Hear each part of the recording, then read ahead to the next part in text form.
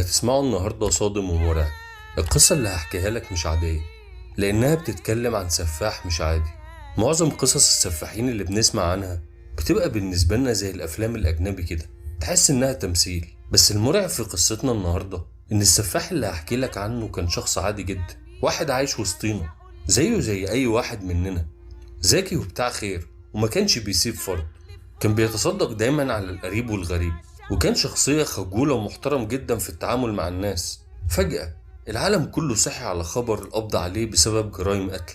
لا، وكمان لما اتقبض عليه كان بالصدفة واتعرف في اسم سفاح الجيزة. أنا عارف إنك شفت كتير وسمعت عن الحكاية دي، بس اللي هقوله لك النهاردة الخلاصة. الحلقة دي محتاجة تركيز في التفاصيل. أهلا بكم في كهف.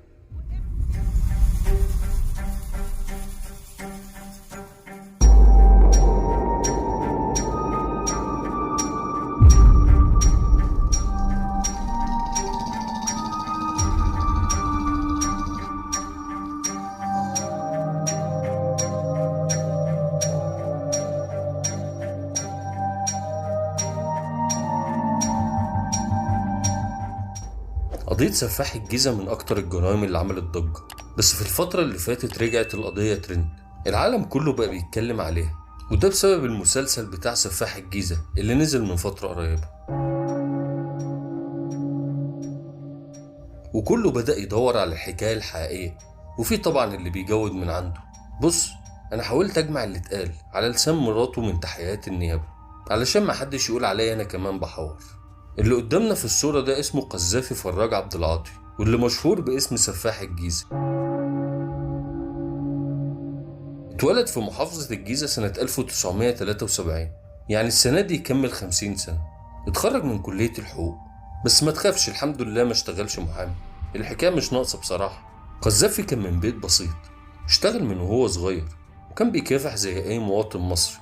بسبب ان ظروفه المادية ما كانتش مساعداه يحقق احلامه، في 2014 قرر يسيب وظيفته ويشتغل في سمسرة العقارات، وقدر يوصل انه يبقى عنده سلسلة مكتبات ومصنع العاب اطفال، وبقى بيستورد بضايع ولعب اطفال من الصين. قذافي وقع في ايد البوليس بعد 5 سنين من جرائم القتل والنصب والاحتيال. 4 ضحايا قدروا يوصلوا للجثث بتاعتهم، وكان منتحل اكتر من 10 شخصيات باسماء مختلفة. جرايمه دي نفذها في الجيزة واسكندرية، واستخدم قذافي ذكائه في جرايمه. ولما تسمع هو اتقبض عليه ازاي هتتأكد من الكلام ده. في 2/8/2015 اتجوز فاطمة الزهراء، وعلى حسب كلامها ما كانش فيه اي علاقة قبل الجواز تربطها بقذافي. هو كان دايما بيشوفها وهي رايحة جاية من الجامعة، وتقدم لها اكتر من مرة وكان بيترفض، وده بسبب شكله ومظهره وطريقة كلامه اللي كان بيدل انه على نياته وحالته المادية مش ولا بد. بقى يوسط ناس معارفها وقرايبها علشان تقبل تتجوزه، وعلى حسب كلامها كمان ان سمعته كانت كويسة لدرجة انهم كانوا ملقبينه بالشيخ. فاطمة بقى كان ليها اخت اسمها نادين، بيقولوا انها كانت بتشتغل في الاعلانات والكليبات، وكان حلمها الكبير انها تدخل في مجال التمثيل. قذافي كان يعرف منتج سوري صديقه، عرفه على نادين وعيلتها، وعرض عليها المنتج السوري انها تمثل معاه في مسلسل تاريخي بالاردن. وسافرت معاه نادين هي و2 أصحابها. فاطمة قالت إن كان في تواصل دايما بينهم وبين نادين. المكالمات صحيح ما كانتش بتتقطع، بس كانت بتقل بالتدريج، وأوقات كتير كانت بتبعت لهم رسائل تقول فيها إنها مشغولة أو بتصور. وطبعا ما كانش عندهم شك في قذافي نهائي، لأنه كان بيبقى قاعد قدامهم. لما القلق بدأ يدخل قلبهم على بنتهم، بدأوا يضغطوا على قذافي عشان يكلم المنتج السوري عشان يرجع بنتهم. في الفترة دي أعراض المرض بدأت تظهر على فاطمة وأهلها كلهم، كانوا كل شوية رايحين المستشفى مش عارفين ايه المشكلة. في يوم 9/10/2016 خرج قذافي من بيته عند فاطمة واختفى في ظروف غامضة. بعدها بيومين وصلت لها رسالة من قذافي بيقول لها فيها: هتأخر لا تقلقي، بوسيلي منى اللي هي بنته. شكت فاطمة في الرسالة لأن قالت إن ده ما كانش أسلوب قذافي، وحاولت تدور عليه في كل مكان. أخدت أمه وراحت اسم الهرم، بلغت عن غيابه هناك. لما راحت اسم الهرم، أمناء الشرطة سألوها سؤال غريب جدا، قالوا لها انت زوجة رقم كام لقذافي؟ طبعا الورق اللي كان متجوزها بيه كان بيقول انه اعزب ولم يسبق له الزواج. يوم 19/11/2016 جت مكالمة غريبة من قذافي لفاطمة، قال لها فيها انه مقبوض عليه في المخابرات، وإنه هيبعت لها 310,000 جنيه مع واحد من سوهاج، 300,000 تشتري بيهم شقة و10 تصرف بيهم، وقال لها ما تقعدش في البيت اللي عندها ده نهائي. ومن بعدها اختفى قذافي ومحدش عارف عنه أي حاجة. الغريب والمرعب بقى إن في نفس الوقت اللي اختفى فيه قذافي انقطعت المكالمات وحتى الرسائل من نادين بنتهم بشكل نهائي. وطلع كلام بقى إن نادين أخت فاطمة كانت على علاقة بقذافي، وإنها هددته وقالت له إنها تقول لأختها وأهلها على اللي بينهم وعلى شخصيته الحقيقية. علشان كده قذافي عمل حركة المنتج السوري ده وتخلص من نادين ودفن جثتها. بس طبعا مفيش حاجة أثبتت إن كان في علاقة بين قذافي وبين نادين أخت فاطمة، وبصراحة أنا مبحبش أتكلم في أعراض الناس من غير إثبات.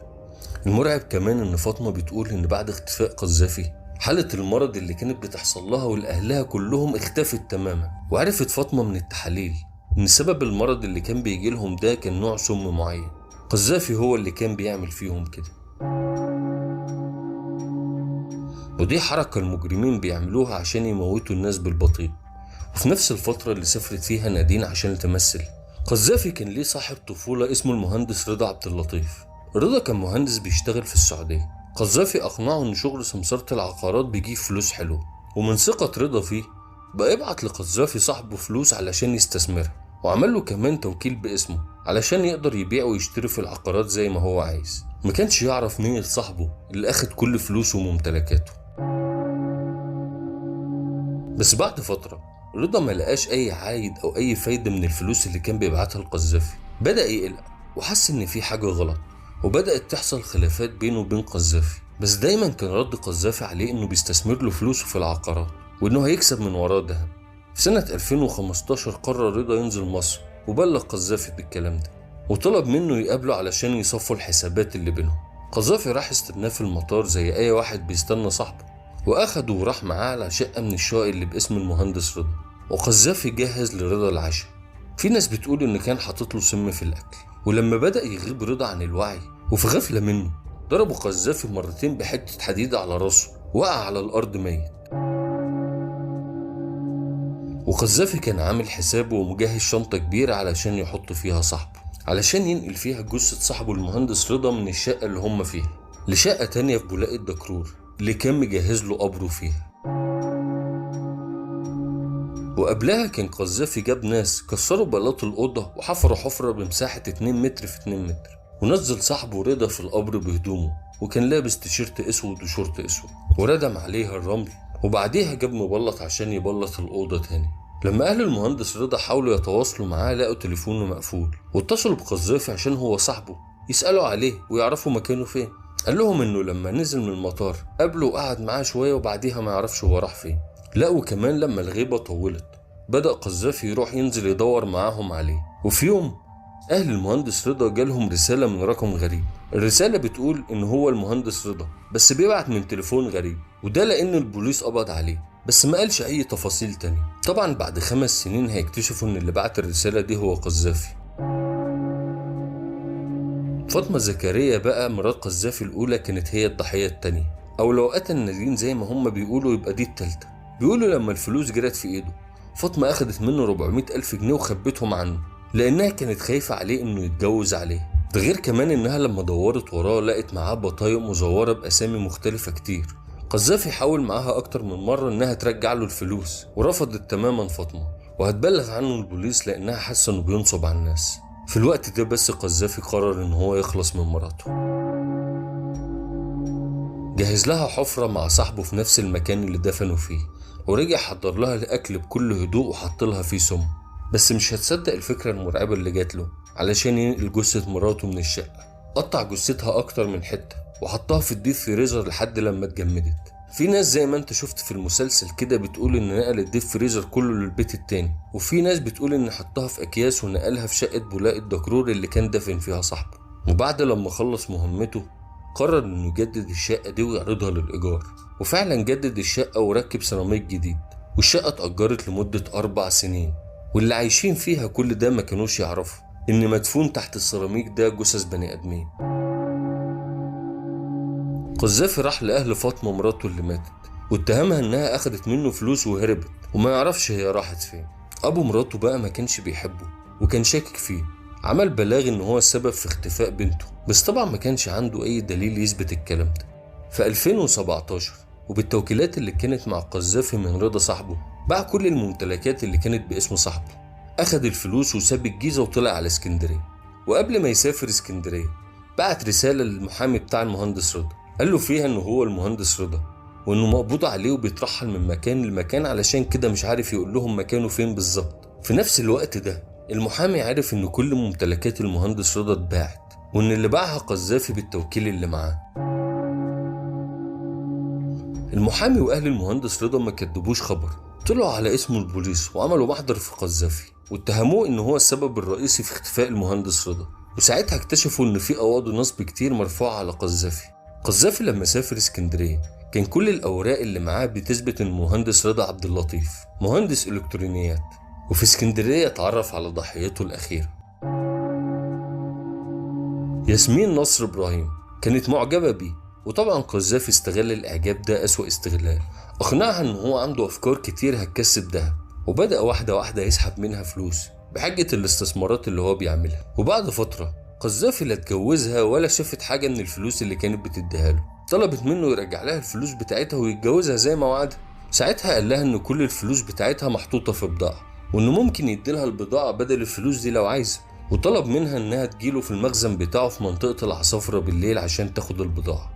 طبعا لما راحت له المخزن استغل إنهم كانوا لوحدهم، خنقها وضربها على دماغها لحد لما ماتت، حفر لها قبرها في المخزن ودفنها هناك، واختفت ياسمين تماما.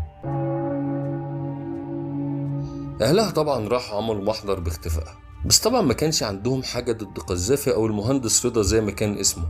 بعد فترة اتعرف قذافي على دكتورة صيدلانية اسمها نهى واتجوزوا، ونهى كانت من عيلة غنية في اسكندرية. بعد 3 شهور بس من جوازهم طلبت منه الطلاق واتطلقوا، بس قذافي ساعتها كان مجهز خطة تانية علشان ينتقم منها.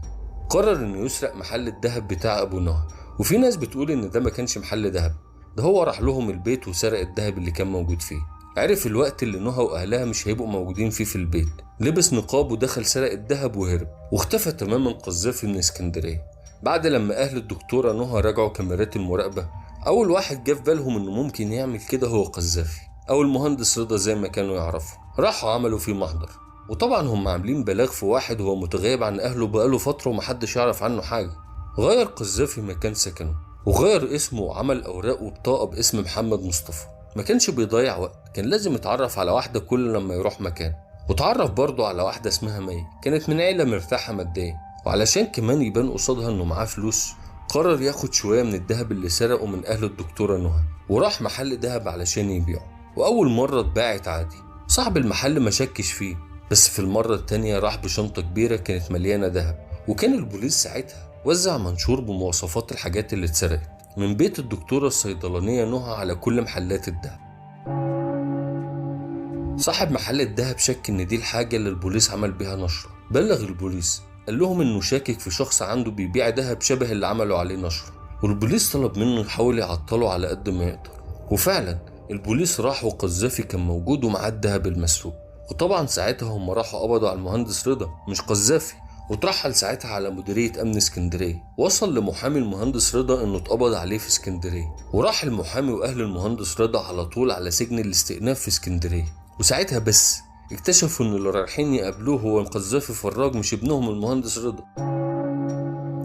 وقدمت أسرة المهندس رضا بلاغ للنائب العام بالتحقيق، واتفتح التحقيق من جديد. وبعد لما واجهوا قذافي وضغطوا عليه بكل الأشكال اعترف بكل الجرائم اللي عملها، قتل ونصب وسرقة وانتحال صفة من غير ما حد يعرف عنه حاجة. اعترف سفاح الجيزة انه اتخلص من المهندس رضا صاحبه من 7 سنين، وقتل مراته وقطعها اجزاء ودفنها في نفس الشقة اللي دفن فيها صاحبه المهندس رضا. واعترف كمان انه انتحل صفة ضابط من المخابرات. من بين الشهود اللي استجوبوه كان المدرس اللي أجر الشقة من قذافي اللي كان فيها الجثث، وعاش فيها أكتر من 3 سنين، ما كانش يعرف إنه عايش مع جثتين. خلال 1.5 سنة لما بدأت جلسات محاكمة قذافي فراج المعروف بسفاح الجيزة، اتهموه بارتكاب 4 جرائم قتل، وصدر ضده 4 أحكام بالإعدام، ده غير حكم خامس بالسجن المشدد بسبب تزوير أوراق رسمية. في 14 مارس 2023 اتنفذ ضد قذافي حكم الإعدام، وبسبب طمعه وجشعه انتهت حكاية واحد من أذكى السفاحين في مصر. اللي كان منصب نفسه وكيل عزرائيل في الأرض. حطيته في مكرونه سريع بالسن وكل ومات، وكان في شنطه سفر في الشقه حطيته فيها. بالنسبه لفاطمه كان في مشاكل بينه وبينها اسريه، وكان في مشاكل ماديه، وهي كانت تعبانه نفسيا، وكان اتوبخ فيا. في اليوم دوت حصل مشاكل بينه وبينها، زقتها زقه جامده خبطت في راسها، وقعت ببص فيها لقيتها ما بتتحركش. اعمل لايك وشير لو الفيديو عجبك، واشترك في القناة لو ما كنتش مشترك. سلام.